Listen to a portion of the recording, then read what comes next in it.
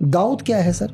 दाऊद है एक सोने की चिड़िया, ठीक है, जिसका नेटवर्क पूरे एशिया के अंदर फैला हुआ है, जो पूरे एशिया के अंदर इलीगल काम करता है और जो पूरे एशिया के 2 नंबर का पैसा पाकिस्तान आर्मी तक पहुंचाता है। दाऊद के नीचे पूरी 100 लोगों की चैन है, 100 आदमी दाऊद के लिए काम करते हैं एशिया के अलग अलग देशों में। उनका काम है अपने बॉस को पैसा देना, ठीक है, और वो पैसा कहाँ जा रहा है? सीधे ISI के पास या पाकिस्तान आर्मी के पास पैसा जा रहा है। उसके मरने के बाद भी 10-15 साल तक उसको जिंदा इसलिए रखा जाएगा क्योंकि उस पैसे की चैन को नहीं रोकेंगे वो लोग। मौलाना मसूद अजहर तो फिजिकली अनफिट था जब उसने ज्वाइन करना चाह रहा था ऑर्गेनाइजेशन। कभी उसने किसी को किलिंग नहीं किया, लेकिन उनकी मोटिवेशन इतनी डेंजर है, वो लाखों लोगों के हाथ में हथियार पकड़ाने की ताकत रखते हैं सर। तो हमें उस आदमी को अगला प्राइम मिनिस्टर बनाना है, तो सबसे पहले हम लोग क्या करते हैं? उसको इंटरनेशनल लेवल पर हीरो बनाना शुरू करते हैं, जिसके लिए हम पूरी मीडिया खरीदते हैं सर। पूरी की पूरी मीडिया को खरीदा जाता है, दुनिया के बड़े बड़े जर्नलिस्ट को खरीदा जाता है और उसको हीरो बनाया जाता है पूरी दुनिया के सामने, पब्लिक के सामने ऐसा पेश किया जाता है कि यही आपका मसीहा है। आज इस पॉडकास्ट में मेरे साथ हैं एक बड़े special guest Lucky Bisht. Lucky, welcome to Switch. कैसे हैं आप? थैंक यू सर, मैं बहुत बढ़िया हूं। आप कैसे हैं? मैं बहुत बढ़िया। अभी आपसे पूछूंगा कि आपका जो पहला ऑपरेशन था एज एन एजेंट, तो उसके बारे में आप बताएं कि मतलब उस वक्त क्या फीलिंग आ रही थी जब आप जा रहे थे और फिर कैसे आपने उसको अंजाम दिया? सर देखो, जब एक्चुअली क्या है, जब पहली बार क्या होगा ट्रेनिंग मतलब कोई भी इंस्टीट्यूट हो दुनिया के, चाहे वो हमारे इंस्टीट्यूट हो, ठीक है, मतलब गवर्नमेंट के इंस्टीट्यूट हो या जो भी बच्चों के इंस्टीट्यूट होते हैं, इंस्टीट्यूट के अंदर और प्रैक्टिकल में धरती आसमान का फर्क होता है। जब हम लोग इंस्टीट्यूट में होते हैं तो हम बहुत बड़े बड़े ड्रीम देखना शुरू करते हैं। मुझे नहीं लगता कि दुनिया के अंदर कोई भी बच्चा किसी स्कूल के अंदर पढ़ता है, उन सबका एक ही ड्रीम होता है, मैं डॉक्टर बनूंगा, मैं पायलट बनूंगा, ये बनूंगा। नीचे तो सोच किसी की होती ही नहीं है। कभी किसी ने ये नहीं कहा होगा कि यार मैं एक कांस्टेबल बनूंगा करके, ठीक है, जब बाहर आने के लिए उसको एक कांस्टेबल बनने के लिए भी उसके जूते घिस जाएंगे। बिल्कुल। तो सोच अब की हमारी भी वही होती है कि यार हम आ गए कि हम पूरी दुनिया को हिला के रख देंगे, आप ठीक है, पूरे वर्ल्ड को हिला देंगे, पूरा टेररिज्म खत्म कर देंगे। ये इंस्टीट्यूट के अंदर होता है, लेकिन जैसे जैसे ट्रेनिंग होना शुरू होता है धीरे धीरे, ठीक है, तो थोड़ा थोड़ा समझ में आना शुरू होता है चीज़ें कि कितनी हार्ड है। जब हम लोग अपने इंस्टीट्यूट से निकलते हैं तब पहली बारी ग्राउंड के अंदर, जीरो ग्राउंड में एक्चुअल आम हालात क्या हैं, अब आप इंस्टीट्यूट भूल जाओ, अब सब कुछ भूल जाओ, ट्रेनिंग रनिंग सब कुछ। मैं आपको ये बता रहा हूँ कि जब मैं पहली बार किसी ऑपरेशन के अंदर गया, फर्स्ट टाइम मैं जब ऑपरेशन में गया रियल ग्राउंड के अंदर, अब आप मुझे वो बोलो यार कि अभी तुझे ट्रेनिंग में मुझे बोलो यार लकी तुझे AK हो या M16 हो, XYZ कोई भी असॉल्ट राइफल हो, ठीक है, कोई भी सपोर्टिंग वेपन हो, इसको खोल के जोड़ना है, तो मैं टाइमिंग के अंदर सेकंड्स के अंदर हम लोग आंखों में पट्टी बांध के उस वेपन को पूरा खोल के दोबारा जोड़ देते हैं। ये मैं ही नहीं, हर एजेंट करेगा। अब आ जाता हूँ ग्राउंड पर। जब मैं ग्राउंड में पहली बार गया तो हम लोग भी अंडर ट्रेनिंग होते हैं, इंस्टीट्यूट से आए हैं और स्पेशल फोर्स या आर्मी के साथ हम लोग भी सीख रहे हैं कि एक्चुअल में आर्मी और स्पेशल फोर्स वर्क कैसे करती है CI ऑप्स के अंदर। जब हम पहली बार, जो मेरा फर्स्ट इंसिडेंट रहा, जो मतलब सीखने के लिए सिर्फ, ये मुझे अभी कोई टास्क नहीं दिया है, तो जब मैं पहली बार गया, जब एक ब्रिज के ऊपर, हम लोग एक ब्रिज के ऊपर थे, तो एनिमी ने वहाँ पर एक अम्बुश लगाया हुआ था पहले से ही। मतलब वो एनिमी ने ये देखा था कि हम पूरे के पूरे ब्रिज के ऊपर आ जाएं करके, और रात के टाइम लगभग 7-8 बजे की बात थी ये। तो जैसे हम ब्रिज के ऊपर सबके सब पहुंचे तो बिल्कुल अंधाधुंध फायर और टन टन टन टन की आवाज आई, ब्रिज से टकरा रहे थे बुलेट्स। ये उस माइक्रो सेकंड के अंदर मैंने बंदूक चलाई और मेरी गन नहीं चली। मैंने कहा मतलब मैंने गन चलाई, मेरी गन नहीं चल रही है। मैं बिल्कुल मतलब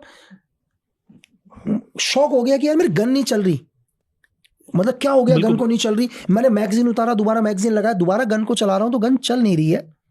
तो थोड़ी देर के बाद, वहां ज्यादा देर का अम्बुश नहीं हुआ, तो विद इन 2-3 मिनट का अम्बुश हुआ वहां पर। तो 2-3 मिनट के अंदर ही 250-300 राउंड फायर करा उन लोगों ने, ठीक है। उसमें एक कैजुअलिटी भी हुई, इंडियन आर्मी के एक सोल्जर को गोली भी लगी थी, पैर में लगी उनके, लेकिन वैसे कैजुअलिटी नहीं हुई, घायल हुए। तो उसके बाद जब मैंने देखा यार क्यों नहीं, तो मैं इतना शौक, ये सोचिए मैं कि पूरी ट्रेनिंग लेके आया हूँ और मैं ये भूल गया कि मुझे ट्रिगर दबाने से पहले कॉक करना है। मैं कॉक करना भूल गया अपने वेपन को। मतलब एक जब आप एक काम कर रहे हैं ना, अभी हम यहाँ पर नॉर्मली तरीके से हम एक पॉडकास्ट कर रहे हैं, बहुत फ्री माइंड है हम, बिल्कुल। हमारे यहाँ पर एक धमाका होगा ना सर, हम सब कुछ भूल जाएंगे। आप यहाँ से एग्जिट भूल जाओगे, आपको निकलना कैसे है करके। ये मेरे साथ ही नहीं है, ये इंसान का फितरत है सर, मानव की। क्योंकि अभी हम बहुत नॉर्मल हैं, जो आपने कभी नहीं देखा देखो ट्रेनिंग में हमने बहुत चीजें करी है, Exactly, वो क्योंकि regular देख ट्रेनिंग रहे में हैं। हमको पता है यार कि मैं फायरिंग कर रहा हूँ, कोई दिक्कत नहीं है, मैं जिन पर फायरिंग कर रहा हूँ ये टारगेट है, मेरे ऊपर रिफ्लेक्ट नहीं होगी फायरिंग। एग्जैक्टली। लेकिन वहाँ पहली बार हमने तो फायरिंग करी नहीं, पूरी गोलियां हमारे ऊपर ही आ गई। तो इन मतलब ये धीरे धीरे चीजें होती हैं, ये स्टार्टिंग था कि फर्स्ट टाइम हमने नॉर्मल, हमने रियल लाइफ के अंदर देखा क्या होता है करके। मतलब उस इंसिडेंट से 1 वीक के अंदर ये लगा लो कि अंधेरे से डर लगने लग गया बाहर की तरफ जाते समय, कुछ भी हो सकता है करके। कैंप से निकले हुए हम लोग 2 किलोमीटर भी नहीं पहुंचे। तो ये एक्सपीरियंस मेरे साथ, मतलब मैं अपनी ट्रेनिंग कंप्लीट करके आया और विद इन 1.5 महीने के अंदर या 2 महीने के अंदर ही हो गया। मतलब लकी, ये जैसे आप बता रहे हैं, मतलब एक मतलब मान लीजिए प्रेशर या जो भी कुछ रहा सिचुएशन, तो ये तो कितनी डेडली हो जाती होगी पूरे यूनिट के लिए। सर एक बच्चा है, आप देखो ना, चाहे आप सीक्रेट सर्विसेज बोलो या इंडियन आर्मी बोलो, एक 17 साल का बच्चा, बिल्कुल है ना। अगर आज भी आप देखो, शायद आई थिंक अभी तो शायद 17 से लेने लग गए, पहले तो एक टाइम 16 से लेते थे सर, क्योंकि जब तक आप कसम खाओगे तो आपकी एज 18 होनी चाहिए।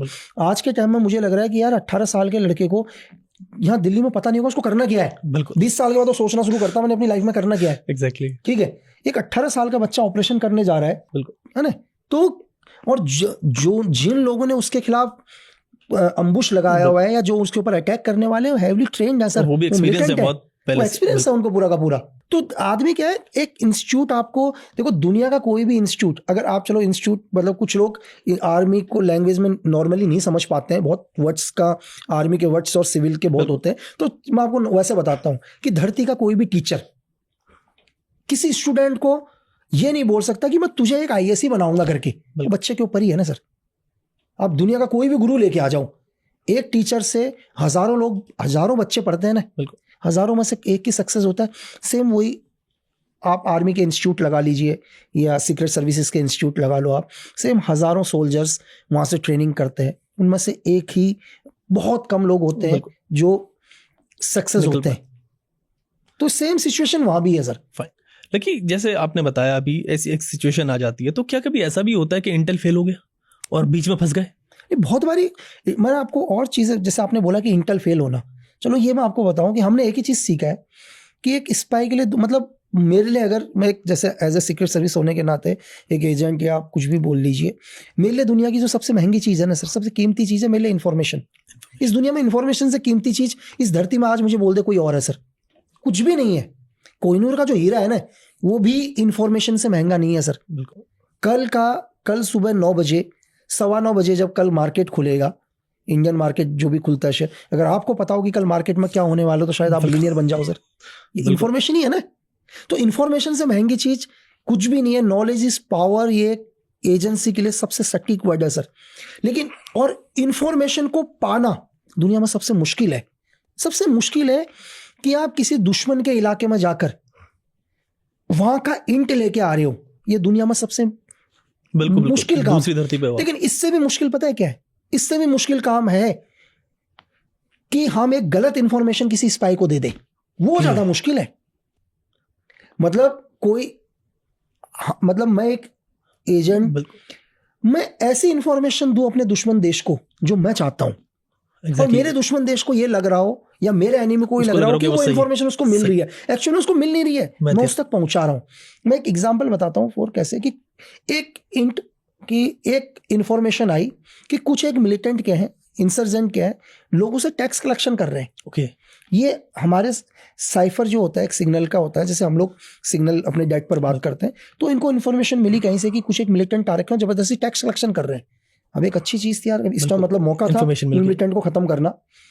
तो देन हम लोग वहां से निकले, सेम चीजें, हम भी अटैच थे आर्मी के साथ ही निकले। और निकलने के बाद एक्चुअली क्या हुआ कि कुछ एक चीजें मार्केट में ऐसे हुई जहां पर हमें शक हुआ कि यार ये चीजें नहीं होनी चाहिए थी करके। ओके, मतलब जहां मार्केट में आप गए, जैसे हम निकले, सेम हमारे को पहुंचना था, लेकिन वहां का सिचुएशन देखकर हमें लगा यार कि यार ये कुछ ऐसा नहीं है करके, क्योंकि डेली मार्केट अगर 8 बजे बंद हो रही है, उस दिन 4 बजे ही मार्केट बंद है। ना दीपावली है, ना दशहरा है, ना क्रिसमस है, ऐसा क्यों? मतलब रूटीन चेंज हुआ है। रूटीन जो चेंज नहीं होना चाहिए, रूटीन चेंज होने पर हमें सिर्फ डाउट हुआ, ऐसा नहीं कि 100%। हमें लगा यार कि ठीक नहीं है करके, तो हम लोगों ने उस ऑपरेशन को नहीं करने गए। हमने कहा चलो छोड़ो यार। हमने अपने सीनियर्स को रिपोर्ट दी कि सर कुछ ठीक नहीं लग रहा है करके। बोले कोई बात नहीं, विड्रॉल कर लो करके। हम विड्रॉल हुए तो हमारे को बाद में पता चला कि उन सब लोगों ने हमारे लिए ही अम्बुश लगाया हुआ था। वो इन्फॉर्मेशन उन्होंने जानबूझ के पहुंचाई थी हम तक कि हम जाएं उनके खिलाफ ऑपरेशन करने और हम में से कोई वापस ना आए। ओके। बस उन्होंने एक ही गलती कर दी थी कि जो वहां के लोकल्स लोग थे, उन लोकल लोगों को पता था कि देखो लोकल्स बिना मिलिटेंसी, बिना लोकल्स के सपोर्ट के नहीं होती है। आप दुनिया का कहीं का भी आतंकवाद उठाकर देख लो, चाहे आप JNK का उठाकर देख लो, चाहे आप नॉर्थ ईस्ट उठाकर देख लो, ठीक है, चाहे आप माओवाद उठा के देख लो, इनमें कहीं ना कहीं लोकल्स का सपोर्ट होता ही होता है। बिल्कुल। तो मिलिटेंट कोशिश करता है कि वो लोकल्स के खिलाफ ना जाए, क्योंकि अगर लोकल भी उनके खिलाफ हो जाएंगे तो उनको सर्वाइव करना बहुत मुश्किल हो जाएगा। तो लोकल्स को पता था कि कुछ ना कुछ होने वाला है, तो लोकल को पता है कि यार फायरिंग होगी, चीजें होगी, उनको भी लग सकता है, फिर बाद में आर्मी का एक्शन होगा। तो लोकल्स ने उस दिन दुकानें बंद कर दी, तो उसका नुकसान मिलिटेंट्स को उठाना पड़ा कि वो अनसक्सेसफुल और इसमें ये भी है कि आपकी ट्रेनिंग थी तो आपने पढ़ लिया वो चीज। मतलब हम लोगों का एक ही चीज है, देखो कि हम लोग कभी भी क्या होता है कि अगर मैं एक एजेंट मैं कभी भी अपने रूटीन को, मतलब अगर मुझे कहीं कुछ करना है लाइफ में, हम ज्यादा डिटेल में इसलिए नहीं जाएंगे कि मैं नहीं चाहूंगा कि ज्यादा लोग डिटेल में जाने कुछ एंटी एलिमेंट्स वगैरह। बिल्कुल बिल्कुल। अगर मुझे कल आप कुछ करने के लिए बोलो, मैं अपना रूटीन कभी नहीं चेंज करूंगा सर। फॉर एग्जाम्पल के लिए कि अगर मैं किसी कंट्री में हूं, अभी मैं कहीं रह रहा हूं, किसी ID के अंदर अगर मुझे 1 साल 2 साल वहां निकालने हैं, तो अगर मैं रात को डेली 10 बजे सोता हूं, मैं 10 बजे ही सोऊंगा सर। जिस दिन मुझे मेरे एनिमी को खत्म करना होगा या कोई बड़ी प्लानिंग करनी होगी, मैं अपने रूटीन को चेंज नहीं करूंगा। अगर मैं डेली अपने दोस्तों से रात के 12-1 बजे तक बात करता हूं, मैं आज भी करूंगा, चाहे मुझे अपने टारगेट को 11 बजे खत्म करना है, लेकिन मैं ऐसा क्या करूं कि मैं 11 बजे भी बात कर रहा हूंगा। मैं क्या कहना चाह रहा हूँ, समझ रहे हैं? मैं बिल्कुल बिल्कुल, है ना, कि मेरा रूटीन चेंज नहीं होना चाहिए। मेरा फोन अगर डेली आपको 11 बजे, मेरा काम है डेली कि यार मैं घर जाता हूँ और मैं आपको फोन करता हूँ और हम 5-1 मिनट बात करते हैं, लेकिन जिस टाइम हम डेली 5-1 मिनट बात करते हैं, उस दिन क्या है कि हम लोग, मुझे कहीं और जाना है और मुझे अपने टारगेट को खत्म करना है, लेकिन मुझे पता है कि मैं शक पर आऊंगा वहां पर, बिल्कुल ठीक है, और आज ही मेरा रूटीन चेंज हुआ है, तो मैं ऐसा क्या करूंगा कि मैं अपने टारगेट को भी बर्बाद करूंगा और 11 बजे भी आपसे बात करूंगा। एक ही टाइम एक ही जगह पर मैं 2 चीजें कैसे करूंगा, और वो मैं 2 चीजें करूंगा एक ही जगह पर, वो तरीका कैसे होगा? सेम बिल्कुल। अगर वो वहां की एजेंसी या वहां की जो लोकल पुलिस है या कोई भी XYZ अगर मेरे रूटीन को चेक करेगी ना सर, मेरा रूटीन उन्हें सेम मिलेगा। मतलब कहाँ एक स्पाई पकड़ा जाता है, उसका रूटीन अगर चेंज हो जाए, जहां उसने अपने, मतलब मैं रूटीन का मतलब है कि जो अपनी दिनचर्या है, जैसे मैं अपना जीवन बिता रहा हूं, ये वो रूट नहीं है कि स्पाई जो है अगर वो एक रूट को फॉलो करता है तो दोबारा उस रूट को कभी फॉलो नहीं करता। ये दोनों अलग चीजें हैं। ये अलग चीज हो गया, ये अलग चीज है। ये अलग चीज क्या है कि मतलब वो तो मेरा रूटीन हो गया डेली, लेकिन कहने का मतलब क्या है कि एक टारगेट को मतलब एक टारगेट को अगर सपोज करो कि आज मैंने एक टारगेट का पीछा करना शुरू किया आपके ये जी के ऑफिस से लेकर बाहर, मतलब कहीं 1-8 किलोमीटर तक, तो मैं कल आपको यहाँ फॉलो नहीं करूंगा सर। ओके, इसको मैं छोड़ दूंगा, मैं आपकी अगली जगह से आपको फॉलो करूंगा। मैं एक चीज को दोबारा नहीं दोहराऊंगा। मतलब मैं आपको सिंपल एक चीज बताता हूं कि हमारी दुनिया के अंदर एक ही चीज है, आप जीवन में हर रोज गलती करो, बिल्कुल इंसान है तो गलती करेगा, लेकिन एक गलती को अपने पूरे जीवन काल में दोबारा मत दोहराना। अगर आपने अपनी लाइफ में ये पकड़ लिया कि मैं अपने जीवन के अंदर एक गलती को रिपीट नहीं करूंगा, तो आप इस पूरी दुनिया जीत लोगे सर। और यही मतलब एक एजेंट की ना सक्सेस यहीं से चलती है सर। देखो एक एजेंट का क्या है, अब मैं एक एजेंट, आपने कभी दुनिया के अंदर वर्ल्ड के किसी स्पाई को मेडल मिलते हुए देखा है? बिल्कुल एग्जैक्टली, सब एनोनिमस रहते हैं, किसको पता ही नहीं चलता। किसी को पता ही नहीं है। दुनिया का सबसे मुश्किल काम कर रहे हैं, जो ये जानते हुए भी कि मेडल तो बहुत दूर की बात है सर, अगर मैं मर भी गया तो मेरी बॉडी को मेरी जमीन नसीब नहीं होगी करके। बिल्कुल बहुत दूर की बात है। मतलब मेडल तो बहुत छोटी चीज हो गई कि अगर मैं मर गया तो मेरा आखिरी बार मेरा चेहरा, मेरा परिवार, ठीक है, मेरे घर वाले भी नहीं देखेंगे। तो फिर भी वो इंसान 100% दे के अपना काम कर रहा है, तो आप उस आदमी की देशभक्ति तो जान ही नहीं सकते सर। वर्ड्स ही नहीं है उसके लिए, जिसको पता ही नहीं कि वो लौटेगा भी कभी नहीं, आज पहले चले जा रहा है। आज दुनिया के अंदर कोई भी आदमी हो XYZ, क्यों ना मैं, ठीक है, अगर सपोज करो कि 2019 से पहले भी मुझे कोई नहीं जानता था, है ना, कि कौन है, किसी को नहीं पता था, मेरे पड़ोस में भी नहीं पता था। आज भी मतलब शायद अब तो ये मीडिया इसके थ्रू, मतलब उन्होंने मुझे मेरा जो घर है, मेरा घर छोड़ के 3-4 मकानों को आप छोड़ो तो हम कभी आज तक फेस टू फेस नहीं मिले हैं कभी, लेकिन अभी इन्होंने देख लिया कि है करके, तो मुझे मेरे 4 लोग नहीं जानते थे मेरे मोहल्ले के अंदर। तो आज भी इस दुनिया में कहीं ना कहीं वर्ल्ड के किसी ना किसी कोने में, हमारे ही देश के नहीं, दुनिया के हर स्पाई मौजूद होंगे सर। अगर कोई देश मतलब बहुत तरक्की कर रहा है तो सिर्फ उस देश की इंटेलिजेंस की वजह से, अगर कोई देश धीरे धीरे बर्बाद हो रहा है तो उनकी इंटेलिजेंस फेलियर की वजह से सर। लेकिन चाइना हो गया या पाकिस्तान हो गया, इंडिया की किस चीज से इन दोनों देशों को डरना चाहिए? मतलब हिंदुस्तान से। हिंदुस्तान की किस चीज से, किस पावर से? सर देखो पाकिस्तान को तो हम नहीं गिनते हैं सर। पाकिस्तान तो कभी मतलब आज पाकिस्तान तो खुद ही सर एड फंड के ऊपर जिंदा है, ठीक है। पाकिस्तान तो अगर चाइना आज देखो हिंदुस्तान के अंदर हिंदुस्तान एक बहुत समृद्ध देश sir, is the power, nuclear power देश सर दुनिया के अंदर। और बहुत सारी चीजें हैं जो हिंदुस्तान कभी रिवील नहीं करता सर। जो लोगों को लगता है कि यार हमारे पास इतनी ये चीजें हैं, वो चीजें हैं, वो तो लोग शायद 10 या 15% भी नहीं जानते होंगे। लेकिन आज के टाइम का जो हमारा यूथ है वो दुनिया के अंदर सबसे हाईएस्ट है सर। अगर आप जनरेशन पे यूथ पर लो, सबसे हाईएस्ट हम हिंदुस्तान पर सबसे, और हम एक बहुत बड़ी अर्थव्यवस्था के अंदर उभर के आ रहे हैं सर, ठीक है। अगर आप वर्ल्ड लेवल पर लो तो हम एक महा शक्ति के नाम पर उभरते हुए आ रहे हैं। तो हमारा पड़ोसी मुल्क कभी ये नहीं चाहता सर कि हम एक पावरफुल देश, मतलब एशिया के एक पावरफुल देश पर उभर कर आए। तो बस सिर्फ देखो दौड़ किस चीज की है सर, दौड़ सिर्फ यही है आगे बढ़ने की सर। अगर आगे बढ़ने की है, और रही वॉर की बात सर, तो ये सर 1960 का दशक नहीं है सर, ये 2024 है ना। शायद 1960 में तो हमारे को ये भी नहीं पता था बैकअप क्या है सर। बिल्कुल ठीक है। आज का हिंदुस्तान बहुत चेंज है सर। आज तो हमारा एनिमी धरती के जिस कोने में होगा उस कोने में भी सेफ नहीं है। बिल्कुल एग्जैक्टली, मतलब हमारी दुनिया के किसी भी कोने में सर, अगर जिसने हमारे देश के खिलाफ गया या जिसकी वजह से हमारे देश को नुकसान हुआ, वो धरती के किसी भी कोने में होगा सर, तो नहीं है सेफ। फाइन, लकी आपने बात की कि हमारा एनिमी सेफ नहीं है, लेकिन फिर 26/11 जैसे अटैक कैसे हो जाते हैं? हमारा इंटेल कैसे फेल हो जाता है? इंटेलिजेंस का फेलियर, मैं बिल्कुल सर। और इंटेलिजेंस के फेलियर के साथ साथ क्या होता है सर, कभी कभी क्या चीजें होती हैं कि एजेंसीज का आपस में कोऑर्डिनेट नहीं होता सर। ओके ये बहुत बड़ा वो रहा है। अगर मैं इसको वैसे समझाऊंगा, मैं हर चीज को इजी, क्योंकि देखो आर्मी की लैंग्वेज में मैं एजेंसी में समझ में नहीं आएगा सर कि एजेंसी का कोऑर्डिनेट क्या है, आपस में कैसे कोऑर्डिनेट नहीं करते हैं करके, तो जो लोग सुन रहे हैं उनको समझ में नहीं आएगा। तो मतलब कोऑर्डिनेट कहने का मतलब क्या है सर, कि आप अपनी इंफॉर्मेशन को शेयर नहीं करते किसी और के साथ। यहाँ पर क्या होता है, हर बारी क्या होता है कि आप ही के ऊपर है, आपको एक इंफॉर्मेशन मिली सर कि यार कल कहीं कोई बड़े लीडर आने वाले, या यहाँ पर एक क्राइम हुआ है, आप दूसरे चैनल को नहीं बताते सर। खुद चाहे वहां खुद भी नहीं जाओगे, एग्जाम्पल exactly. खुद भी नहीं जाओगे, लेकिन दूसरे को नहीं बताओगे, उसको ना मिल जाए। तो सेम सिचुएशन क्या होता है कि कई बार एजेंसीज का आपस में कोऑर्डिनेट नहीं होता। खुद एजेंसीज क्या होती हैं जो लोकल लेवल्स पर होते हैं या किसी लेवल पर, वो मेडल्स के चक्कर में दूसरे के साथ शेयर नहीं करते। फॉर एग्जांपल के लिए कि किसी स्टेट का कोई वांटेड आदमी दिल्ली के अंदर है और दिल्ली पुलिस को भी पता चल जाए कि यार वो वांटेड यहाँ है, तो दिल्ली पुलिस बोलेगी नहीं पंजाब पुलिस को नहीं बताना भाई, वो साला पहले हमें करना है करके, चाहे बेशक खुद भी ना कर पाए लेकिन उस स्टेट को हिंट नहीं देंगे सर। ये बहुत बड़ी कमी कि एजेंसीज के अंदर भी कई बार होता है ऐसा कि आपस में सही कोऑर्डिनेट नहीं हो पाता। ठीक है, जब RNW को पहली बार जब चीज़ें पता चली कि यार कि ऐसे ऐसे कुछ नेवल्स के लोग कुछ एक लोगों को ट्रेनिंग कर रहे हैं, तो उसकी इंफॉर्मेशन IB के साथ शेयर नहीं करी सर।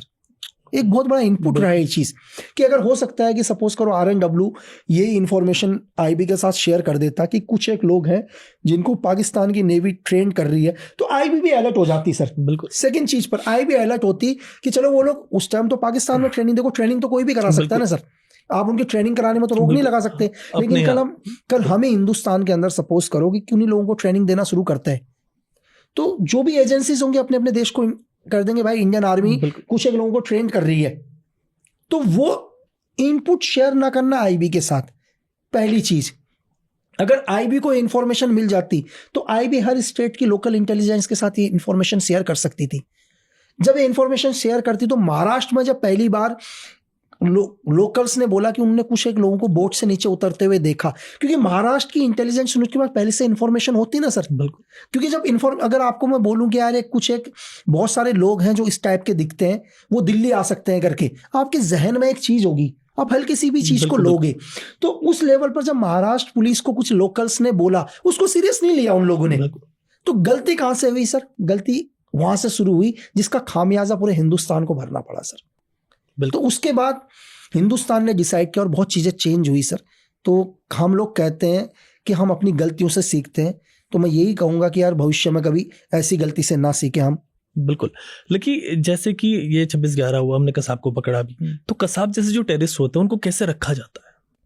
सर देखो, एक टेररिस्ट है, जब तक इंफॉर्मेशन चाहिए तो इंफॉर्मेशन चाहने तक तो हमारे को उसकी सेफ्टी करनी ही पड़ेगी सर, किसी भी कीमत में उसको बहुत सिक्योर रखा जाएगा। क्योंकि सिक्योर इसलिए रखा जाएगा, अगर आप किसी को पकड़ते हैं तो मिलिटेंट, अगर देखो एक बड़ा लीडर है, अगर आप मौलाना मसूद अजहर के बारे में सुनो, कितने अटेम्प्ट करे उसको छुड़ाने के लिए, लास्ट में IC 814 हाईजैक करके लेकर गए और लेकर चले गए ना सर।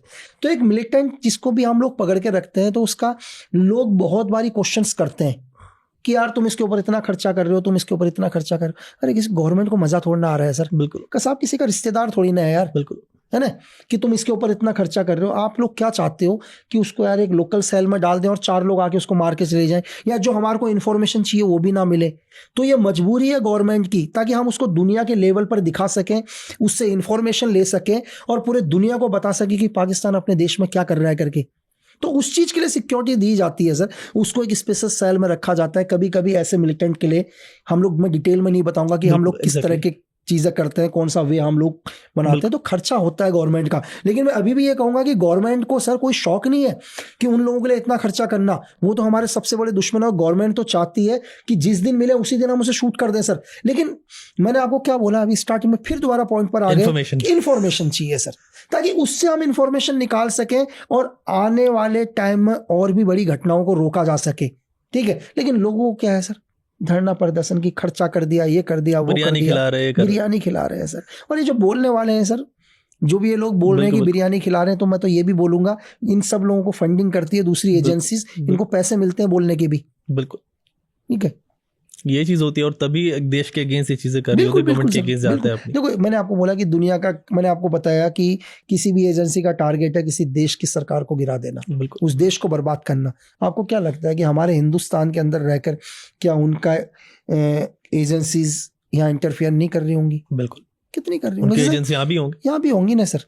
जो लोग धरने में बैठ रहे हैं, जो बोलते हैं ये बिल नहीं होना चाहिए, वो बिल नहीं होना चाहिए, ये नहीं होना चाहिए करके, ठीक है सर, बहुत सारी गर्मी में बैठे हुए हैं, भूख हड़ताल। अरे ये लोग तो सर बिना मतलब के दिन का पानी ना छोड़े, बिल्कुल 1 मिनट का भी, कहीं से कुछ ना कुछ चीजें तो मिलके इनके पास आती अपने फायदे के लिए, कुछ ना कुछ अपने निजी फायदे के लिए, इनका माइंड से खेला जा रहा है। बिल्कुल। लेकिन अभी आपने कहा सरकारें भी गिरा देते हैं देश की दूसरे कंट्री। हमने एक एग्जांपल बांग्लादेश का देखा।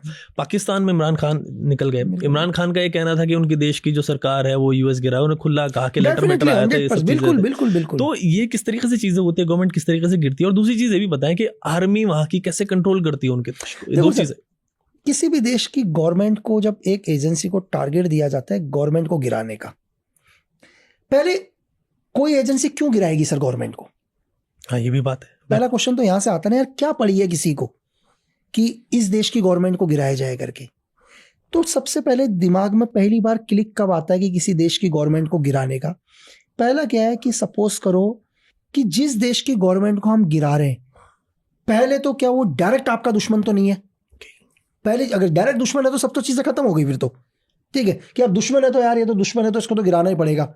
ठीक है, वो भी कैसे? क्योंकि जो आपका जो दुश्मन है, या वो आपका दुश्मन नहीं भी और आपके दुश्मन देश को सपोर्ट करता है, तो भी इनडायरेक्ट तरीके से उसका दुश्मन है।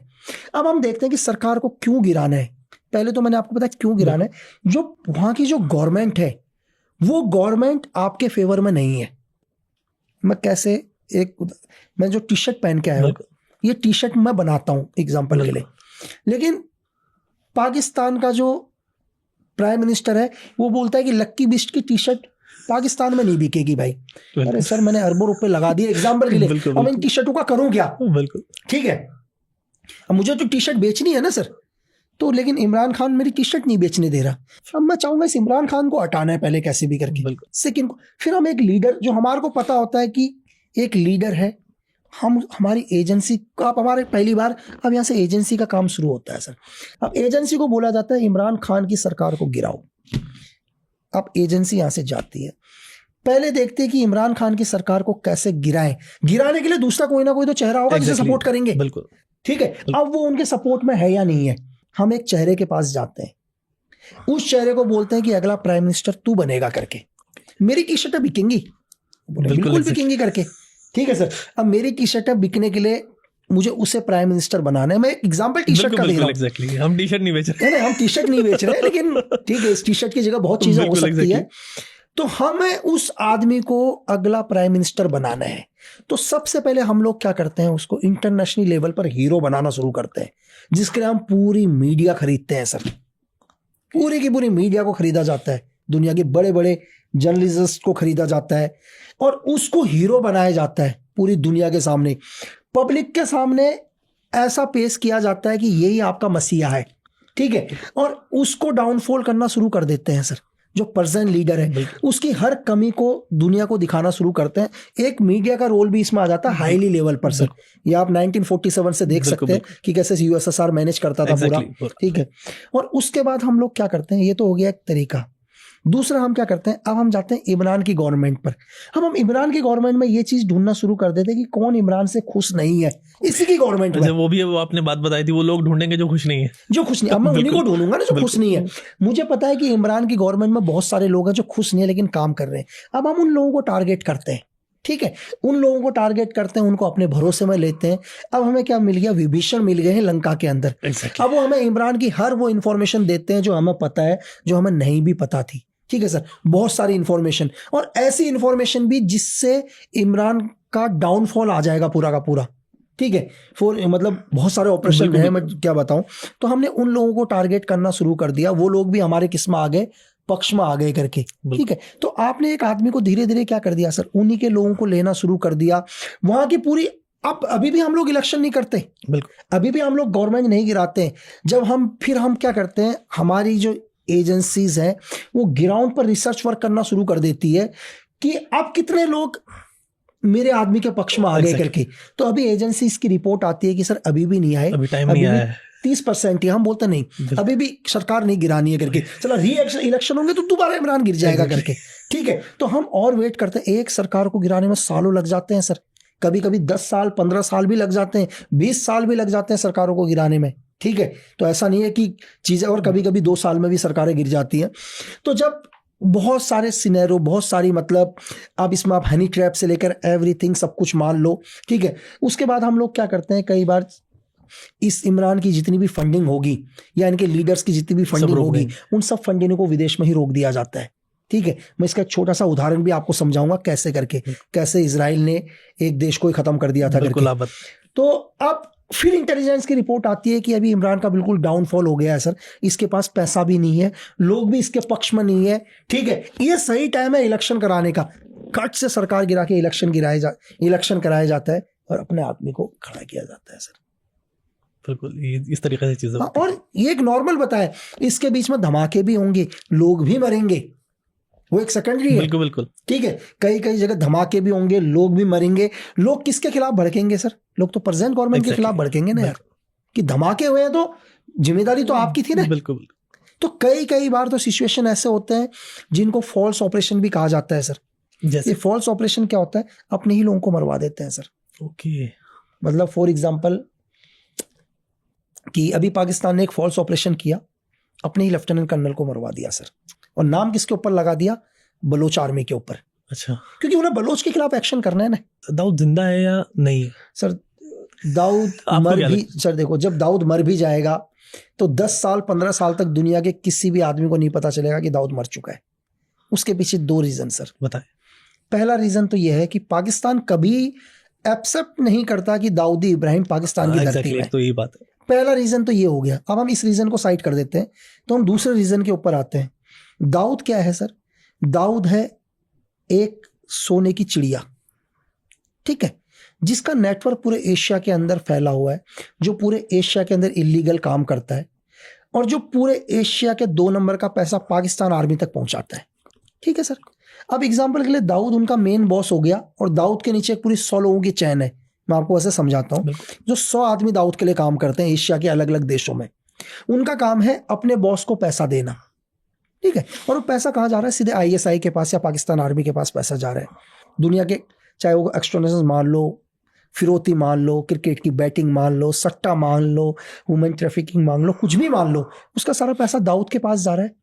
और सपोज करो कि दाऊद मर जाए, लेकिन पाकिस्तान आर्मी को तो पैसा आ रहा है ना। बिल्कुल। पाकिस्तान आर्मी कभी ये नहीं बोलेगी दाऊद मर गया, क्योंकि बॉस मर गया तो 100 लोग पैसा देना बंद कर देंगे। Exactly. वो कहेंगे भाई अब तो हम राजा बन गए करके।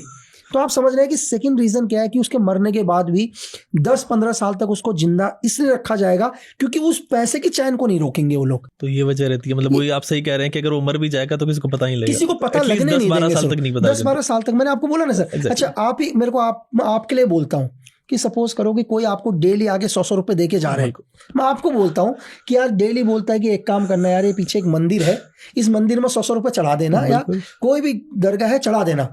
आपको डेली मिल रहा है और पता चले वहां से एक दिन मंदिर हट गया, लेकिन फिर भी आप क्या चाहोगे दुनिया को बताना? आप तो नहीं बोलोगे ना यार कि भाई तो ये 100 रुपए का नोट मत चढ़ा कि मंदिर चेंज हो चुका है। आप चाहोगे यार जब तक आ रहा आने दो करके, पता लगेगा ठीक है, लेकिन जब तक एग्जैक्टली बताओगे नहीं आप हाँ बोलोगे मंदिर है करके, बस बात खत्म। तो वही मैंने आपको सिचुएशन वहां बता दी सर। वो उस पैसे की चैन को नहीं रोकेंगे। फाइन। लेकिन एक चीज पाकिस्तान से रिलेटेड और आती है कि हम देख रहे हैं गिलगित बाल्टिस्तान जो पीओके है, जो हमारा कश्मीर कब्जा में है पाकिस्तान के, उसमें बहुत सारी आवाजें उठने लगती है, कॉन्फ्लिक्ट बहुत सारे भी चल रहे हैं। तो अक्सर ये भी बात आती है हमारे यहाँ से, बहुत सारे लोग बोलते हैं this is the time to regain that portion. तो कौन सा टाइम सही होता है? देखो सर, ये मतलब देखो, ये कहना बहुत ईजी है बाहर बैठकर कि यार ये टाइम सही है, ये टाइम गलत है करके। आप सर किसी भी देश के अंदर, ये देश हम देश पर आते हैं पहले, अब मैं आपको नीचे से समझाता हूँ। आपका घर है सर, बिल्कुल आपने अपना घर बनाया है, आप अपने घर को किसी को दूसरे को कब्जा करने दोगे सर? बिल्कुल है। मैं सिर्फ आपके घर की बात बता रहा हूँ। आपने घर बना रखा है, उसके लिए आप लड़ने मरने के लिए आ जाओगे सर।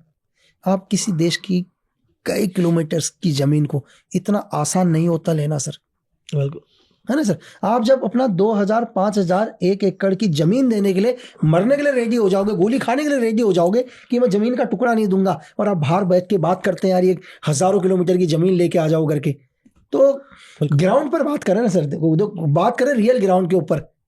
बिल्कुल चीज है। लकी एक मैं स्टोरी और सुना था आपसे रिलेटेड, या तो आपकी पॉडकास्ट में शायद मैंने देखी, कि कैसे इंडियन जो आर्मी थी या इंडियन के जो इंटेलिजेंस यूनिट था, उसने सियाचिन पे जो अटैक उधर से हो सकता था पाकिस्तान का, उसको थॉट किया। उसके बारे में थोड़ा सा आप सर एक्चुअली क्या होता है, देखो मैंने आपको अभी भी यही बोला था थोड़ी देर पहले कि कोई भी देश अगर दुनिया में तरक्की कर रहा है तो वहाँ की इंटेलिजेंस की वजह से। अगर किसी देश के अंदर कोई अटैक हुआ है, टेररिज्म हुआ, वो देश का हिस्सा उसके से चला गया, तो वो उसकी इंटेलिजेंस की वजह से, दोनों फेलियर की वजह से। ठीक है, मैं आपको अपनी इंटेलिजेंस का फेलियर भी बताऊंगा और अपने देश की तारीफ भी करूंगा। 19 चाइना वॉर, ठीक है, अगर चाइना वॉर पर हम बात करें तो चाइना वॉर पर हमारे पास एक बहुत बड़ी इनपुट, हमारी मिस्टेक थी।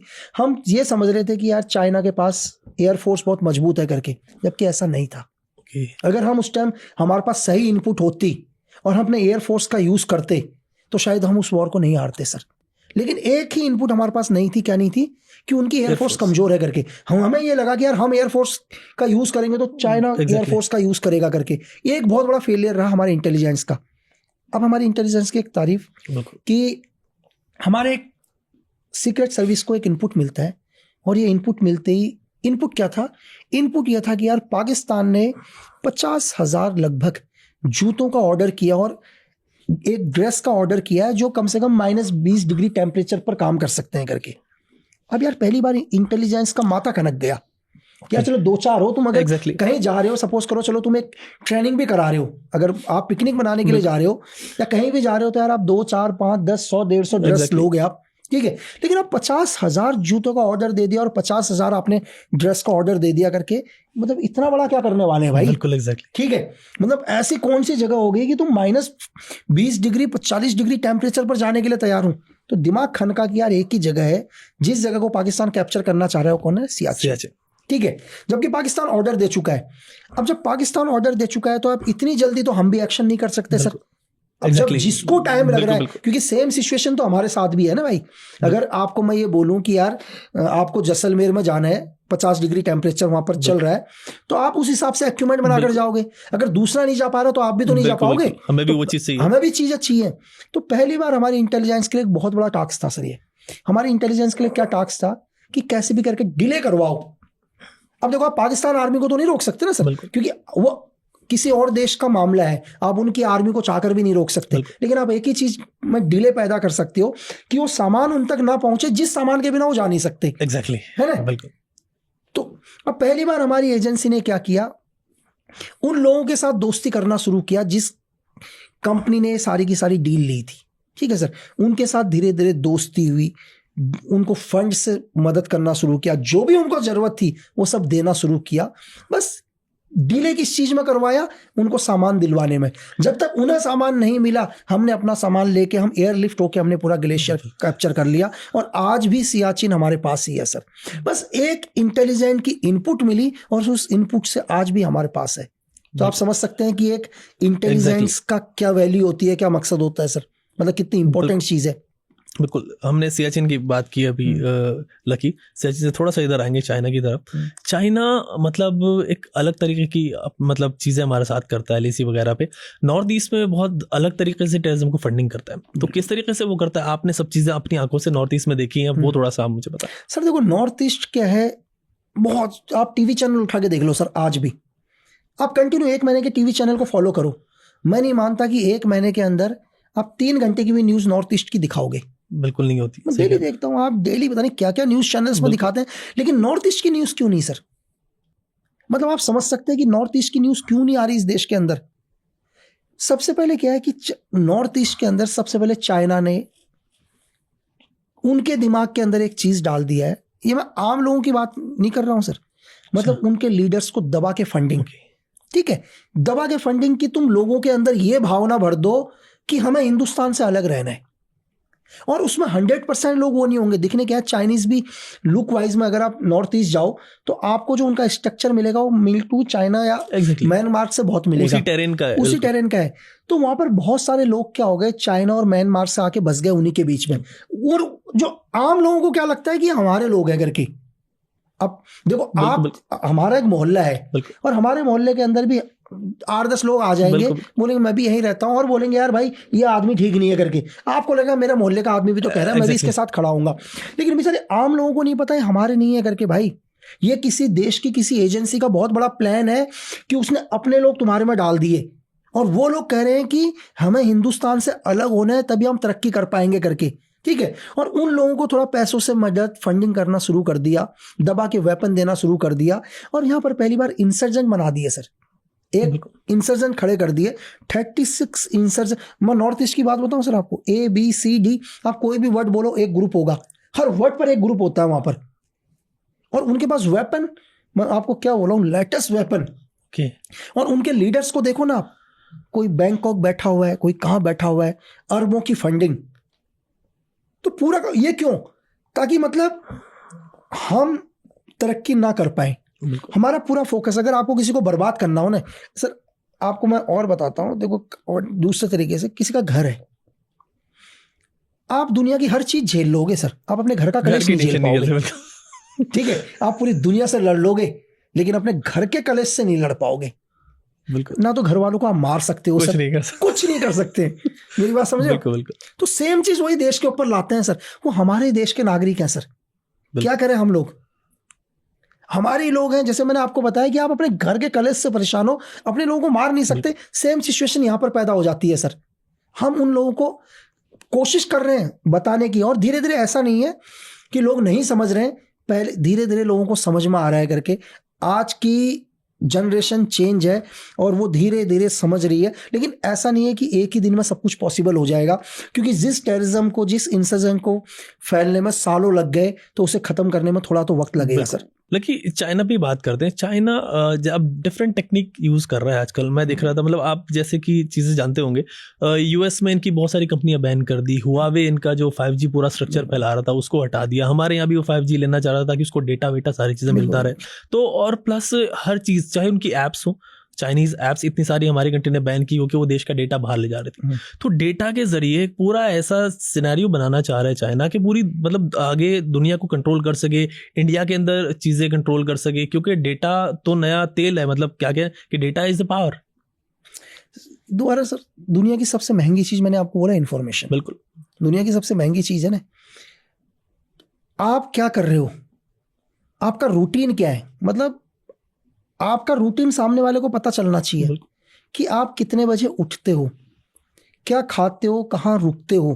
वो आपके हाथ पर एक डिवाइस है ना सर, इस डिवाइस से किसी थर्ड पर्सन को आपके बारे में सब पता चलता है कि आप कौन सा ब्रांड पहनना पसंद करते हैं, ठीक है, कौन सी गाड़ी को आप पसंद करते हैं, कौन सा आप फूड खाना पसंद करते हैं, आप कौन सी गवर्नमेंट को चाहते हैं, यहाँ तक कि आप किस गवर्नमेंट को लाइक करते हैं, ये आपके डाटा से पता चल जाएगा।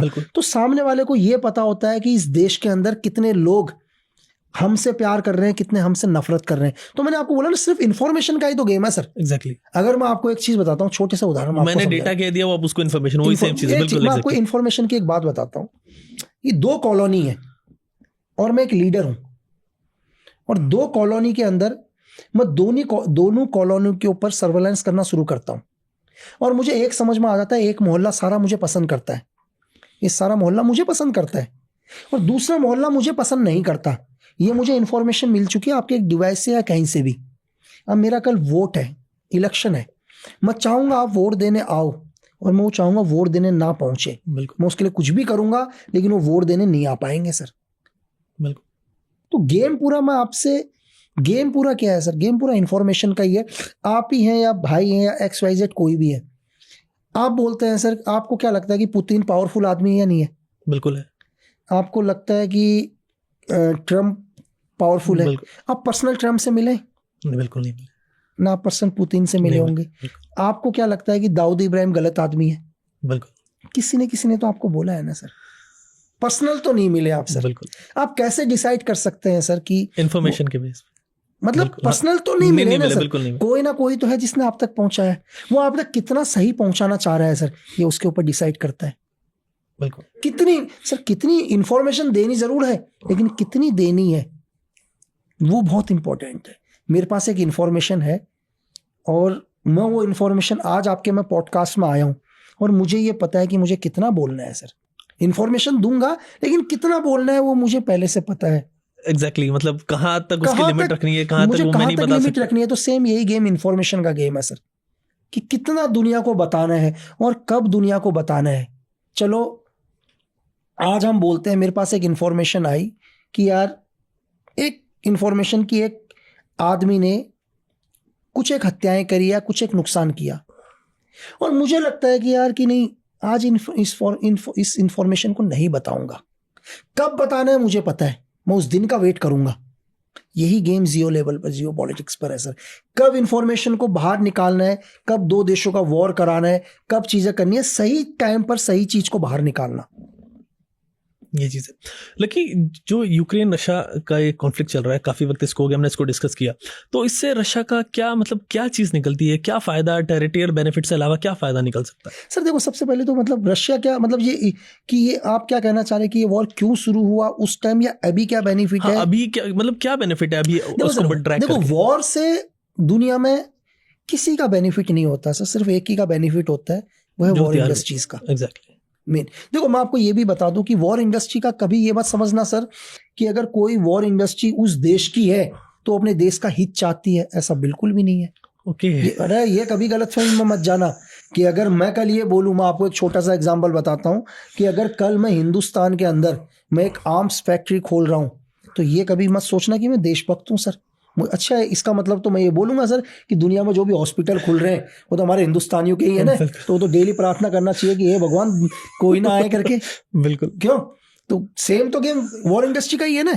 इस दुनिया में कभी नहीं सर, ये कभी किसी के नहीं होते हैं, ध्यान रखना। चाहे इनकी बस इनका फायदा हो, चाहे वॉर इनके देश तक क्यों ना आ जाए, ये वॉर इंडस्ट्री का गेम है। और दूसरी चीज हम रशिया के ऊपर आ जाते हैं सर। देखो रशिया के क्या हुआ, यूक्रेन, मैं आपसे एक क्वेश्चन कर रहा हूं सर कि आपका एक घर है, आपके घर के बगल में आपका पड़ोसी है एक, आपके घर के बगल में एक पड़ोसी है, आप ठीक हो, चल रहा है, कई टाइम से रह रहे हैं, और लेकिन मैं आपका सबसे बड़ा दुश्मन हूं सर, मैं आपका दुश्मन हूं कहीं और बैठा हुआ, और मैं आपके पड़ोसी को बोलता हूं यार एक काम कर, मुझे थोड़ा सा तेरे घर पर जगह दे दे। मैं उससे जगह मांग रहा हूं, मैं आपके लिए नहीं मांग रहा हूं, लेकिन मैं उससे मांग रहा हूं। आप चाहोगे कि मैं आपके घर, उसके घर पर आ जाऊं बगल में? बिल्कुल नहीं। अगर दुश्मन है तो बिल्कुल नहीं, दुश्मन है तो बिल्कुल नहीं ना सर। देखो सर, रशिया ने क्या बोला कि यार देखो, रशिया ने क्या बोला कि भाई तुम नाटो को मत लाओ यहाँ। बिल्कुल हाँ, एक ही चीज तो बोला, उसकी दुश्मनी नहीं है यूक्रेन के साथ। मैं एक चीज बता रहा हूँ, लेकिन मैंने आपको छोटे से तरीके से बताया सर, आप और आपका पड़ोसी आराम से रह रहा है, आप में कोई दिक्कत नहीं है, लेकिन लक्की बिस्ट आपका सबसे बड़ा दुश्मन है। मैं आपसे कुछ नहीं कह रहा हूं, लेकिन मैं एक चीज बोल रहा हूं कि यार आपका जो पड़ोसी है, मैं बोल रहा हूं भाई मुझे तेरे घर पर आ जाने दे।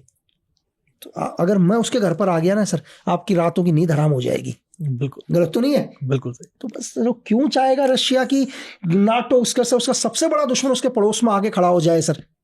ये लड़ाई की जड़ वहां से है सर। सर CIA से पूछना चाहिए कि तुमने तो दुनिया में 59 देशों की सरकार गिरा दी सर। एग्जैक्टली। ठीक है, तुम ही थे जिन्होंने आज तक सारे मुजाहिदीन तैयार करे, तुम ही थे जिन्होंने तालिबान को तैयार किया, तुम ही थे जिन्होंने ISIS को तैयार किया।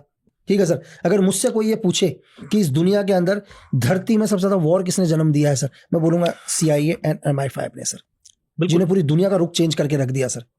ISIS ये लोग रेडी काम करते थे सर? देखो, इनके पास नए नए टोयोटा आया करते थे, सारे नए से नए वेपन इनके पास आया करते थे, सब चीज आती थी। कहां से? बिल्कुल। आज यूक्रेन का वॉर चल रहा है, कौन यूक्रेन को, अच्छा सर जब हम चलो पाकिस्तान बोल रहे हैं, चलो पाकिस्तान को पैसा मिल रहा है, वो पैसा कौन दे रहा है? पैसा CIA दे रहा है ना। क्यों दे रहा है? क्योंकि तुम्हें यूक्रेन तक वेपन्स पहुंचाने। बिल्कुल। कि एक दिन में वॉर, यार क्यों नहीं रुक सकता? ये उसने गलत नहीं बोला सर, बिल्कुल गलत नहीं बोला। मैं आपसे एक चीज पूछ रहा हूं सर, जब एक दिन के लिए युद्ध रुक सकता है कि यार युद्ध रोको और हमारे लोगों को जाने दो, तो सारे जीवन के लिए भी युद्ध रुक सकता है सर। रुक सकता है, लेकिन ये है कि उनको फिर फायदा नहीं होगा सर। आपसे आपकी कोई भी दुकान है, कपड़ों की दुकान हो, मिठाई की दुकान हो, आप क्या चाहोगे सर? मिठाई लोग खाएं। आप चाहोगे कपड़े लोग पहने। यहाँ तक कि आपका हॉस्पिटल भी है तो आप डेली आरती उतारोगे यार, इमरजेंसी फुल रहे करके, भरा हुआ रहे, कम से कम 10-12 लोग तो ICU में पड़े रहे। ठीक है, तो जब आप हथियार बना रहे हो सर, आप क्या चाहोगे दुनिया के अंदर? सब हथियार बिके मेरे। हथियार बिके सर। एक छोटा सा गेम समझाता हूँ। होता क्या है कि मेरी एक आर्म फैक्ट्री है, एग्जाम्पल के लिए, मेरी ये हथियारों की फैक्ट्री, और मैं किसी देश से बोलता हूं कि यार मेरे हथियार ले लो, तो देश बोलता है यार मुझे जरूरत नहीं है, मेरे वहां बहुत अमन और शांति है। मैं कहता हूं ठीक है भाई, तुम्हारे देश में अमन शांति है तो अच्छी बात है। अब मैं कहता हूं एक काम करो यार, कुछ एक लोगों को कि मैं तुझे फ्री में हथियार देता हूं, मैं फ्री में दे रहा हूं हथियार। मैंने कुछ एक लोग इकट्ठे करे और मेरे जो वेपन जिनको बढ़ाने में पैसा लगा है, मैंने उनको फ्री में हथियार दिए, दबा के हथियार दिए और साथ में पैसा भी दे दिया। अब उन लोगों ने क्या कर दिया? तबाही मचाना शुरू किया उस देश में। अब वो देश मेरे पास आया, भाई हथियार दो। तो आप समझ गए टेररिज्म क्या है और कैसे हथियार बिकते हैं सर। बिल्कुल ही होता है। लेकिन एक चीज और भी है, लेकिन इसमें चलिए हथियार उन्होंने लिए और टेररिस्ट भी हैं, फाइन, लेकिन ऐसी आइडियोलॉजीज भी होती हैं, ऐसे लोग भी होते हैं जो टेररिस्ट तैयार करते हैं। बिल्कुल करते हैं सर, ये तो गेम है ना। बिल्कुल। तो ये कैसे लोगों का माइंड मैनिपुलेट किया जाता है इन लोगों का? आप मतलब आपने देखे होंगे, ऑपरेशन आपने किए होंगे, इनोसेंट लोग भी होंगे, कुछ अच्छे लोग भी होंगे, लेकिन इतने मैनिपुलेटेड, इतना दिमाग में कचरा होगा कि वो निकल नहीं सके। मैं आपको बताता हूँ कैसे। कि अगर आप हाफिज शहीद मौलाना मसूद अजहर इनके बारे में पढ़ो सर, इनके बारे में सुनो, तो मैं कहूँगा कि मौलाना मसूद अजहर तो फिजिकली अनफिट था जब उसने ज्वाइन करना चाह रहा था ऑर्गेनाइजेशन। कभी उसने किसी को किलिंग नहीं किया, लेकिन उनकी मोटिवेशन इतनी डेंजर है, वो लाखों लोगों के हाथ में हथियार पकड़ाने की ताकत रखता है सर। देखो कि दुनिया के अंदर आप ही हैं अभी, अगर मुझे आपके हाथ में हथियार पकड़ाना है ना, तो सबसे पहले तो मैं आपके पॉजिटिव और नेगेटिव चीजें पता करना शुरू करूंगा सर। ठीक है, कि फॉर एग्जाम्पल मैं आपको समझाने की कोशिश करता हूं कि आप ही हैं अभी, आपका कोई इलाका है, बिल्कुल, और हो सकता है कि यार आज अपने इलाके के किसी विधायक से नाराज हो, किसी से, देखो दुनिया में हर कोई होता ही है किसी ना किसी से, बस मुझे उस पिन पॉइंट को पकड़ना है पहले तो। ठीक है, आप गए, आपके मोहल्ले के अंदर एक छोटी सड़क बननी थी, या आपके घर के बाहर एक बिजली का पोल नहीं था, कुछ भी XYZ, ठीक है, या आपके पास थोड़ी पैसों की दिक्कत थी, घर में कोई प्रॉब्लम थी, नहीं हुई, तो मुझे पता है कि यार ये आदमी काम का है करके, मुझे इसकी जरूरत और ये करेगा, सबसे पहले मैं आपकी जरूरत पूरी करूंगा सर। मैं आपके लिए पहले तो भगवान का रूप आ गया, क्योंकि डेली तो आप किसी का चक्कर लगा रहे थे जिसके ऊपर आप बहुत विश्वास कर रहे थे। आप इस समझना, आप मदद के लिए किसके पास जाते हो? जिसके पास आप विश्वास करते हो उसी के पास तो जाते हैं। फॉर एग्जाम्पल के लिए कि एक आदमी जैसे किसी को लगा यार कि उसके घर में चोरी हो गई करके, मतलब एक आदमी के घर में चोरी हो गई और वो पैसा उसने क्या कर रखा था, अपनी बेटी के दहेज के लिए, बेटे के पढ़ाई के लिए, किसी के लिए भी रखा हुआ था, एक गरीब आदमी के। अब वो लड़का गया और थाने में जाके रिपोर्ट करने लग गया, सर मेरे घर पर मैंने अपनी बहन की शादी के लिए 2 लाख रुपए रखे थे, वो किसने चुरा लिए। ठीक है, चलो ठीक है, पुलिस वाले बोलते हैं यार कल आना, वो कल आता है, परसों आता है, वो बेचारे के वो तो 2 लाख रुपए तो मिल नहीं रहे सर, वो डेली का आ भी रहा है, परेशान भी हो रहा है मेंटली, आप समझ रहे, क्योंकि उसकी जीवन भर की कमाई वही थी। अब लेकिन मेरा जैसा एक आदमी आता है और जिसको पता चलता है मुझे जरूरत है लोगों की, मुझे पता है कि 10 दिन बाद इसके घर में इसकी बहन की शादी है, शादी टूट जाएगी सर। वो अभी वो मदद मांगने किससे गया है सर? Exactly police. वो पुलिस से गया है। उसके लिए पुलिस, देखो मदद मांगने आदमी उससे जाता है इसके बाद विश्वास हो। उसके लिए पुलिस भगवान थी उस टाइम कि ये मेरी मदद कर देगा करके। तो धीरे धीरे उसका पैसा नहीं मिल रहा है तो उसके अंदर नफरत किसके लिए हुई? पुलिस के लिए। और लेकिन मेरा जैसा आदमी आया और बोला बेटा एक काम कर, तो सबसे पहले अपनी बेटी की शादी कर बेटा। ओके। तो अपनी बेटी की शादी कर यार, अपनी बहन की शादी कर। वो उसके लिए सर मैं दुनिया का भगवान हूँ उस टाइम। बिल्कुल ऐसे में हेल्प किया उसने। ऐसे में मैंने, लेकिन मैं उसके लिए क्या हूँ? एग्जैक्टली। मेरे से बड़ा मगर मैं उसको ये बोलूंगा तो अपनी गर्दन दे दे, वो गर्दन दे देगा सर। मेरी बात समझे? मैंने उसको क्या दिया? पैसा दिया, उसके लिए मैं भगवान। अब मुझे उसकी गर्दन नहीं चाहिए सर। एग्जैक्टली। अब मैं पहली बार यहाँ से नफरत की बीज बोना शुरू करूंगा, ठीक है? वो यकीन करने एकदम करने लगेगा। मैं क्या बोलूंगा कि भाई एक एग्जाम्पल के लिए, यहां से पहली बार क्या होता है कि भाई इस सरकार ने तुम्हारी नहीं सुनी। बिल्कुल। ठीक है, क्या ये सरकार, ये देश इनकी जागीर है? बिल्कुल है ना? इस देश में तुम्हारा भी बेटा उतना ही अधिकार है जितना उसका है। बिल्कुल। आज जो ये बड़ी बड़ी गाड़ियों में घूम रहे हैं, जो लाल बत्ती की गाड़ियों में घूम रहे हैं, ये बड़ी बड़ी गाड़ियों में स्टार लगा के चल रहे हैं, ये देश भी तुम्हारा उतना ही है करके। सर ये एक मैं तरीका बता रहा हूँ ताकि हम ज्यादा डिटेल में नहीं जाएंगे इसमें कि हम कैसे ब्रेन वॉश होता है आदमी का।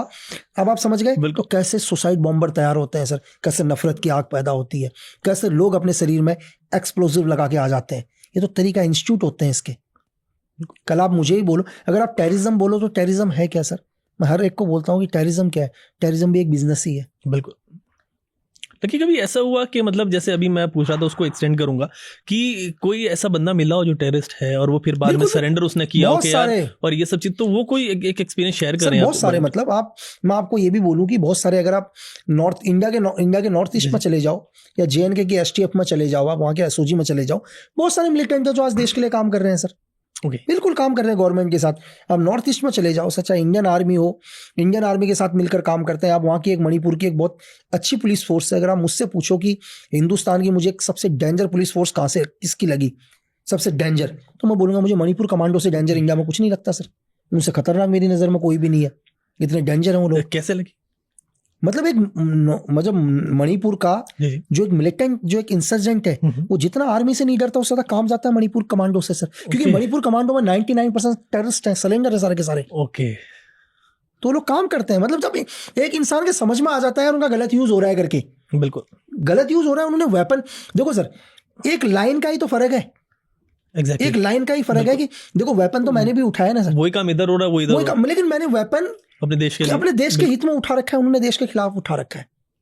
सिर्फ सोच का फर्क है, सोच बदलनी। जिस दिन सोच बदल जाएगी आप सही रास्ते पर आ जाओगे। आप एक इजराइल के किसी देश के एग्जांपल बता रहे थे। एक्चुअली क्या हुआ कि इजराइल को एक देश के बहुत बड़े बिजनेस टाइकॉन को खत्म करना था। तो इजराइल को पता था कि ये जो बिजनेस टाइकॉन है ये पूरे एक मिलिटेंसी ग्रुप को सपोर्ट करता है। तो सबसे पहले इन्होंने क्या किया सर, इन्होंने दुनिया में बहुत सारी अपनी कंपनीज खोली। इजराइल ने बहुत सारी कंपनीज खोलने के बाद उस बिजनेस टाइकॉन से मिले और उसको बोले कि हम भी आपके साथ बिजनेस करना चाहते हैं करके, ठीक है, हम आपको आप हमारी कंपनी के साथ इन्वेस्ट करो और हमारी कंपनी के साथ आपको इतना बेनिफिट होगा। तो उस बिजनेस टाइकॉन ने क्या किया, उन कंपनियों के बारे में पता किया। तो रियल में ऐसा 2-3 दिन की तो बात थी नहीं, इजराइल ने पहले ही पूरे एस्टेब्लिश कर रखे थे अपनी कंपनी। तो उस बिजनेस टाइकॉन को लगा कि यार कंपनी पावरफुल है, इनके साथ मुझे बिजनेस करके बहुत फायदा होगा। और उस बिजनेस टाइकॉन ने उन कंपनियों में पैसा इन्वेस्ट किया और इन्वेस्ट करने के साथ इजराइल ने उसे दबा के प्रॉफिट दिया, बहुत प्रॉफिट दिया। वो बहुत खुश हुआ, उसको एक अच्छा प्रॉफिट मिला करके। फिर उसने क्या किया, और दबा के पैसा फंड लगाया बहुत। फिर सेकेंड टाइम भी इजराइल ने उससे इतना प्रॉफिट दिया उतना सोच नहीं सकता था। तीसरी बारी उसने अपना 90% पैसा लगा दिया और इजराइल गायब हो गया सर। बिजनेस टाइकून खत्म हो गया, खत्म कर दिया उसे सर। पूरा प्लान चलता है, खत्म तो बहुत लंबा प्लान चलता है, आप सोच भी नहीं सकते हैं सर। आप सोच भी, आदत डालो, पहले आप आदत डालो। एक कहावत है ना कि अगर किसी को बोलते हैं, एक क्वेश्चन और बहुत सारे लोगों का कि यार कोई भी देश किसी मिलिटेंसी ग्रुप के साथ क्यों सीज फायर करता है। हाँ एग्जैक्टली, ये भी सवाल आता है। एक सवाल कि यार भाई सीज फायर कर दिया, तुम आतंकवादी को, तुम गोली नहीं चला रहे हो, तुम आतंकवादियों को पैसा भी दे रहे हो। तो ये भी एजेंसीज के ऊपर हम लेके आते हैं सर। एजेंसी का काम क्या होता है, अभी आप हैं, आप लोग क्या कर रहे हैं, मिलिटेंसी फैला रहे हैं, इंसर्जेंट फैला रहे हैं करके हम आपके पास आते हैं, हम बोलते हैं सर बैठ के बात करते हैं ना, आप बोलते हो नहीं, हम बोलते हैं बैठ के, आपकी मांग हम मांग रहे हैं ना, तो आप बोलते हो कि भाई ठीक है, तो मैं बोलता हूँ सर कि हम आपके ऊपर फायर नहीं करेंगे, आप भी हमारे ऊपर फायर मत करो, आपको जगह चाहिए ना, हम आपको जगह देते हैं, हमने आपको एक जगह दी, आप सिक्योर, हम बोलते हैं कि सर हम आपके कैंप के नजदीक भी नहीं आएंगे, आपको जो करना है करो, लेकिन कुछ एक शर्तें हमारी भी मान लो, उसके लिए हम आपकी इतनी शर्तें मान रहे हैं, हमने आपको कैंप दे दिया रहने के लिए, आप रहो, जो आपने करना है करो, हम आपके नजदीक नहीं आएंगे, लेकिन कुछ एक चीजें हमारी भी मान लो। तो आप बोलते हो, आप बोलोगे क्या, मैं बोलूंगा सर आप एक काम करिए, अब आप रिक्रूटमेंट बंद कर दो, बिल्कुल नहीं रिक्रूटमेंट कम कर दो, तो आप बोल, और हम बोलेंगे सर और टैक्स कलेक्शन करना बंद कर दो लोगों से, तो आप बोलोगे टैक्स से तो हमारा धंधा चलता है, हम बोले हम पैसा देंगे ना सर, पैसा हम दे रहे हैं आपको, तो उनको लगता है यार कि ये पैसा दे रहे हैं, मैं बोलता सर आपके जितने लोग हैं आप लोग बताओ ना, आपकी फौज के अंदर या आपके जो भी आप जिसको आप अपनी आर्मी बोलते हैं, आप इंसर्जेंट ग्रुप है, चलो आप भी अपने आप को अपनी आर्मी बोलते हैं ना, आपके सपोज करो 1000 लोग हैं, हम बोलते हैं सर 1000 लोगों को हम दे रहे हैं ना तनख्वाह, 1000 रुपए के हिसाब से दे रहे हैं, लेकिन उसके लिए है कि हम लेकिन आप एक आदमी नहीं बढ़ाओगे आगे, तो बोलते हो ठीक है, अब आप भी बिल्कुल यार कि हम आगे नहीं बढ़ाएंगे करके, तो आप भी उस शर्त को मान लेते हो, ये दुनिया की एजेंसीज करती हैं, तो उनकी ग्रोथ रुक जाती है, ग्रोथ। अब क्या हो गया, हम आपको पैसा दे रहे हैं सर, ग्रोथ से भी बहुत बड़ी चीज, ओके, आप डेली आदत डाल रहे हैं बैठ के खिलाने की, आप किसी इंसान को कहते हैं ना कि एक बाप अपने बेटे को हमेशा गाली देता है, एक पत्नी अपने पति को गाली देती है, साले तो कुछ नहीं करता, वो कुछ नहीं कर, क्योंकि उसको आदत हो गई है घर में खाने की सर, अब वो चाहकर भी कल अगर उसको लड़ाई करनी होगी तो रूटीन टूट चुका है, वो पहले जंगलों में रहता था, ठीक है, वो डेली चलता था 20-20 25-25 किलोमीटर, ठीक है, ऑपरेशन करने की उसकी आदत थी, अब वो कई सालों से बैठ के खा रहा है सर, तोड़ दिया, तो बहुत लंबी, हम ज्यादा डिटेल पर नहीं जाएंगे, एग्जैक्टली हम सरफेस पे बता रहे हैं, लेकिन वो बता रहे हैं जो उसकी वजह क्या होती है, एग्जैक्टली। लगी अपने लास्ट क्वेश्चंस की तरफ बढ़ते हैं।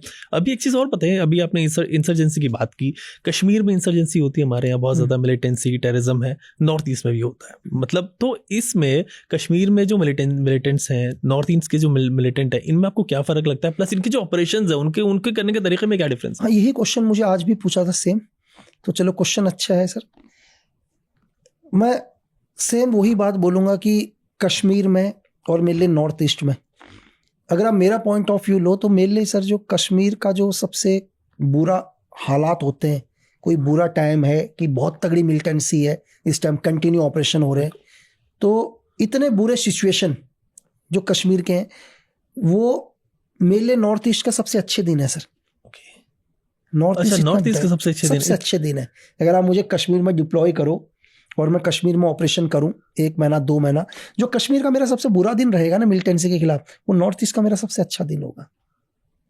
नॉर्थ ईस्ट मणिपुर इतना डेंजर है, एग्जाम्पल बताता हूँ कि जो JNK के अंदर जब भी मिलिटेंसी के साथ जो काउंटर्स होते हैं, काउंटर ऑपरेशन होते हैं, JNK के अंदर एक मिलिटेंट आर्मी के साथ फाइट करता है 2-2 3-3 4-4 घंटा, आपने देखा होगा टीवी वगैरह आप सुनते हैं कि 12 घंटे तक भी आर्मी ने ऑपरेशन किया, ब्रिगेड ने घेर लिया, ठीक है, पूरा एक कंबाइन ऑपरेशन चल रहा है, आर्मी है साथ में, JNK की STF है, पैरामिलिट्री फोर्सेस है, और 12 घंटे में 10 मिलिटेंट मारे गए या 5 मिलिटेंट मारे गए, हमारे 2 जवान शहीद हो गए करके।